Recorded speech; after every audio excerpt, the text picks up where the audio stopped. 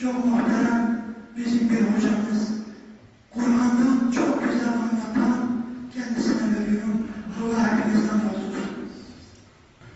القرآن الكريم توفلتنا وكتب ما أكثرنا من رسول إلا بلسان قومه ولم يكتب ما تقال رسول شاطنا بزمان قومه الشامية إذا زمان قوم تذكرنا وفي ظلمه شيخ خالد أفندي قرار رابو حركات طويل لدلو جيب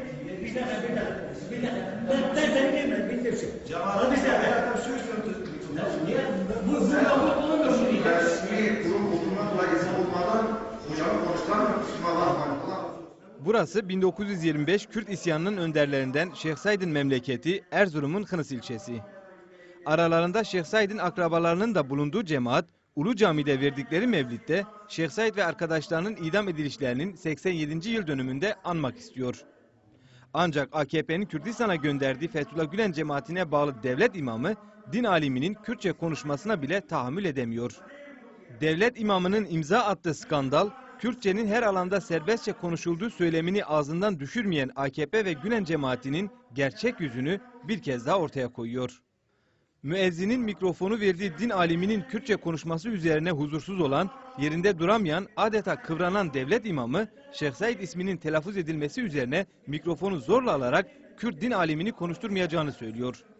Sebep ise caminin resmi bir kurum olması, bu resmi kurumda Şeyh Said isminin geçmesi ve Kürtçe konuşulması.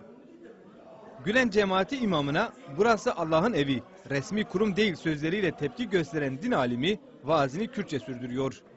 Devlet imamı ise cemaatin de tepkisi üzerine camiyi terk ediyor. Skandal görüntüler Kürt halkının bugüne kadar başlattığı en büyük sivil itaatsizlik eylemi olan sivil cuma namazlarının nedenini ve haklılığını ortaya koyar nitelikte. Ayrıca bu görüntüler AKP'nin din istismarı üzerinden Kürt halkına karşı geliştirdiği özel savaş projesinde imamların oynadığı rolü gözler önüne seriyor. Kürt özgürlük mücadelesine karşı sözde manevi tedbirler başlığı altında binlerce devlet imamı Kürdistan'a gönderildi. Fethullah Gülen cemaatinin binlerce imamı Kürdistan'da Kürt halkının Türkleştirilmesi göreviyle aktif faaliyet gösteriyor. Bu faaliyetlerin talimatını Kürt halkı için katliam fetvası veren Fethullah Gülen bizzat kendisi vermişti. Kuşatın onlar. O hakkı kötektir olan bunlar. Allah'ım onların da altlarını üstlerine getir.